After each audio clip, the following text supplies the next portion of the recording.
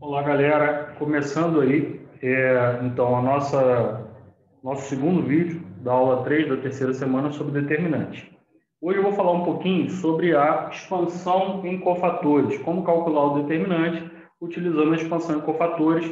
Esse método aí, ele vem lá do Teorema de Laplace, tá? Então a gente vai falar um pouquinho disso hoje. Para começar, deixa eu colocar aqui uma matriz quadrada, lembrando que o determinante vai calculado para matrizes quadradas. Então, vou colocar uma matriz quadrada de ordem n, ou seja, que tem n linhas e n colunas, e eu quero mostrar para vocês algumas coisas sobre essa matriz, tá? Então, vou pegar uma matriz A, que é uma matriz quadrada geral de ordem n.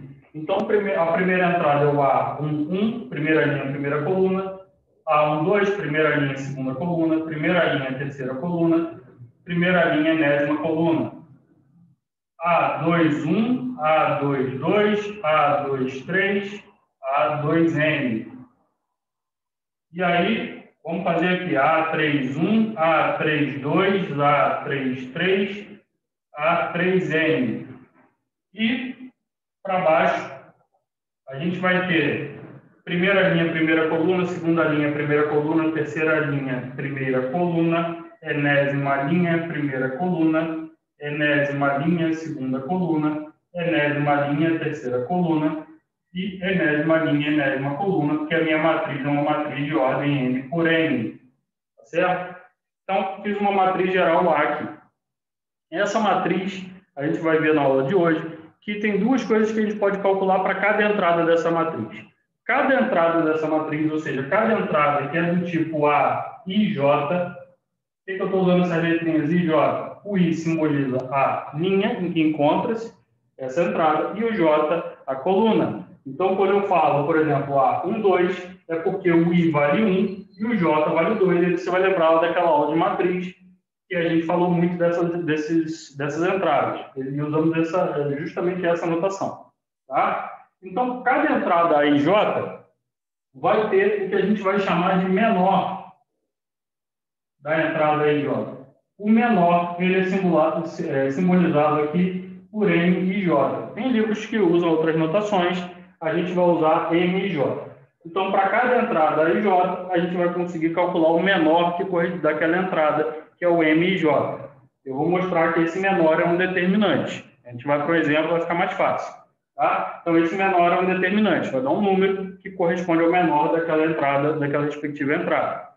E, além do menor, a gente tem o cofator. O cofator, ele é simbolizado por C e J. Tá? Então, essa entrada vai ter um menor e vai ter um cofator. Como é que calcula o cofator? O cofator, aqui o MJ vai dar um número. E aí, o que vai acontecer? Eu vou usar a seguinte fórmula. Menos 1 elevado a I mais J, multiplicado pelo menor da respectiva entrada. Certo? Então, isso daqui é a maneira de calcular o cofator. Então, você vai pegar, para a gente exemplificar, suponha que eu tenha a entrada A11. Tá? Então, a primeira entrada da matriz aqui, está na primeira linha, na primeira coluna. O menor dessa primeira entrada, o menor de A1, vai ser simbolizado por M11.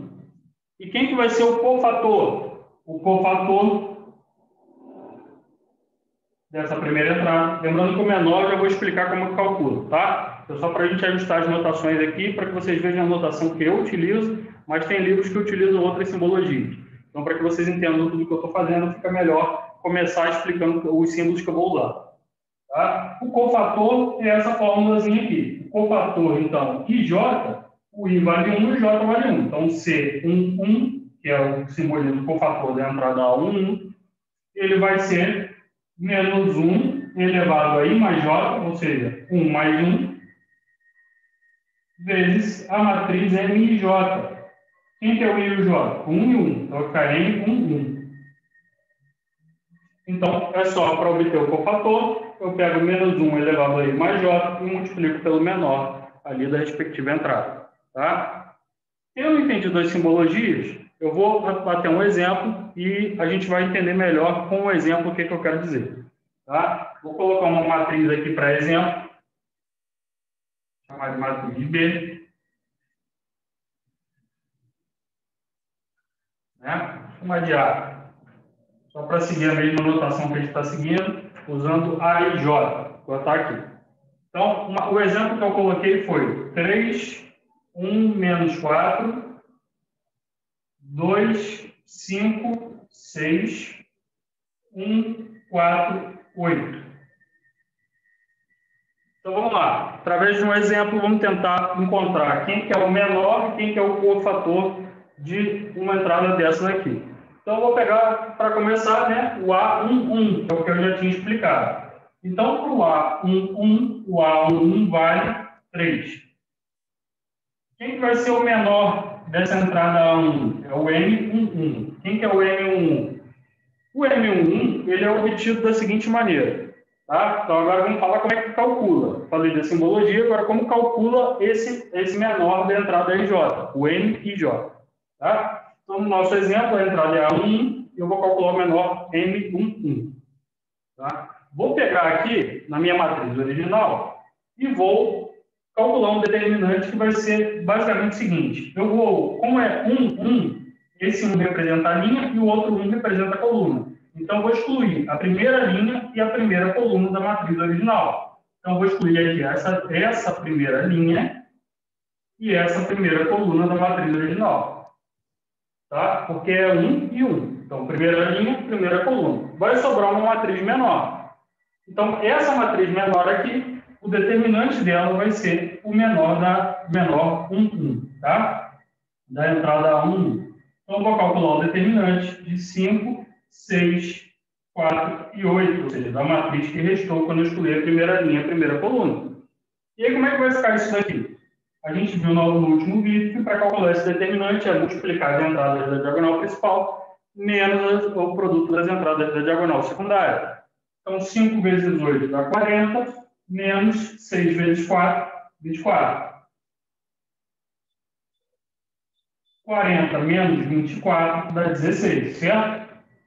Então, o menor da entrada A1, ele dá 16. Agora que eu calculei o menor, eu posso calcular o cofator. Como é que vai ser o cofator da entrada A11, que é o C11? Esse cofator ele é calculado utilizando essa fórmula. Então, vai ficar menos 1 elevado a I mais J, ou seja, menos 1 elevado a... Quem que é o I? 1. Quem que é o J? 1. Então, I mais J vai ficar 1 mais 1. Vezes o valor do menor da entrada 1, M11. Tá? Então, onde tinha I e J, em todos esses lugares, eu substituí por 1 e 1, que corresponde à entrada IJ dessa matriz. A11. O I vale 1 e o J vale 1. Estou substituindo a minha fórmula. E aí vai ficar assim, ó, menos 1. 1 mais 1 dá 2, menos 1 ao quadrado. E aí vou multiplicar pelo valor do menor que a gente obteve. O M11 a gente tinha calculado e deu 16. Então, vezes 16. Menos 1 ao quadrado é menos 1 vezes menos 1, que dá 1 positivo. Então, 1 positivo, isso daqui vai dar 1 vezes 16. E 1 vezes 16 dá 16. Então, o cofator da entrada 1, o cofator da entrada A11, ele é 16. Beleza? Então, entendi como é que calcula o cofator. Vamos fazer mais um exemplo, para ficar mais fácil? Se eu pegar, então, agora, vou apagar aqui, vamos fazer de outra entrada. Vamos fazer o cofator da entrada A23. Quem que é a entrada A23? Segunda linha, terceira coluna. Então, é o 6. Isso? Então, segunda linha, terceira coluna, entrada número 6. Tá? E aí, como é que eu vou fazer para obter, primeiramente, o menor dessa entrada 23? Ou seja, o M23. Bom, o procedimento é o mesmo que eu fiz anteriormente. M23. Então, a gente vai querer obter um menor, uma matriz menor para calcular o determinante. E para obter essa matriz menor a partir da matriz A inicial, eu vou excluir a segunda linha e a terceira coluna da matriz original. Então, eu vou excluir a segunda linha, que é essa daqui, e vou excluir a terceira coluna, que é essa daqui. Feito isso, vai sobrar uma matriz menor. Então, excluir a segunda linha e a terceira coluna. Sobrou uma matriz 3, 1, 1, 4. Então, eu vou calcular o determinante da matriz 3, 1, 1, 4. Certo? E foi obtida quando eu escolhi a segunda linha e a terceira coluna da matriz original. Esse determinante vai dar quanto? Como a gente viu na última aula, produto da diagonal principal, 3 vezes 4 dá 12, menos o produto da diagonal secundária, 1 vezes 1 dá 1. 12 menos 1 dá 11. Então, o menor M23, que é associado à entrada A23, esse menor é 11. Agora vamos calcular o cofator. O cofator da entrada 23, da entrada A23, ele é calculado utilizando aquela fórmula lá que a gente viu. Então vai ficar C23 é igual a menos 1 elevado a I mais J. O I vale 2 e o J vale 3. Então 2 mais 3. Vezes o M e J respectivo, ou seja, o M23 que a gente calculou anteriormente. 2 mais 3 dá 5. Menos 1 elevado a 5 é menos 1 vezes menos 1 vezes menos 1 vezes menos 5 vezes. Né? Tem 5 fatores. Então, a gente vai ter menos 1 elevado a 5 dá menos 1. E esse menos 1 eu vou multiplicar pelo valor que eu obtive do menor, que é 11. Então, menos 1 vezes 11 dá menos 11. Se você tem algum conhecimento em matemática, você percebeu o seguinte nesses dois exemplos que eu fiz.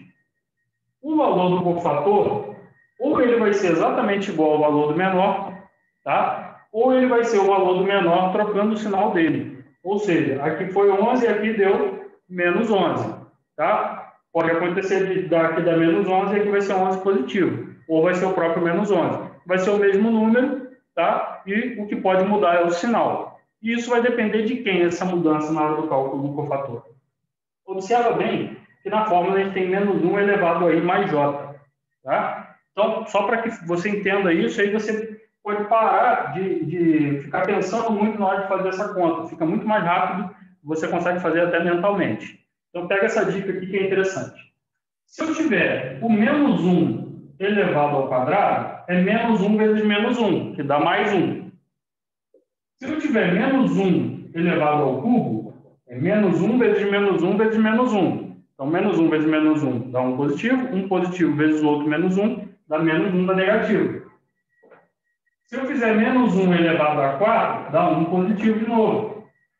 Então, o que você percebe? Sempre que está elevado a um expoente par, ou seja, 2, 4, 6, 8, o resultado dessa expressão, menos 1 elevado a I mais J, se o I mais J der um número par, vai ser sempre 1 positivo. Tá? Se o I mais J der um número ímpar, por exemplo, se der 3, ou no exemplo que a gente fez, 2 mais 3 deu 5, é um número ímpar. Se der um número ímpar, esse menos 1 elevado ao número ímpar dá menos 1. Tá? Se der um número par, menos 1 elevado ao número par dá 1 positivo. Certo? Então, essa observação faz com que essa parte da conta aqui você comece a fazer mentalmente. E aí vai depender só das entradas que você tem. Então, se você pegar a entrada A23 e quiser calcular o cofator C23, o que a gente faz na prática? Vou apagar aqui para a gente ir direto. Tá? Como seria fazendo isso direto? Calcular esse cofator sem usar essa fórmula toda. Rápido. Eu estou querendo calcular o cofator C23. 2 mais 3 dá 5. E se eu tiver menos 1 elevado a 5, elevado a um número ímpar, o resultado é menos 1. Então, eu já coloco menos 1 aqui direto e multiplico pelo valor do seu respectivo menor, que é 11. Então, vai dar menos 11. Certo? Se o cofator, se a soma das entradas aqui, do I e do J, for um número par, então, ao invés de menos 1 aqui, eu vou colocar o próprio 1. Tá? Então, tem duas opções para você. Sempre que você calcular o seu cofator,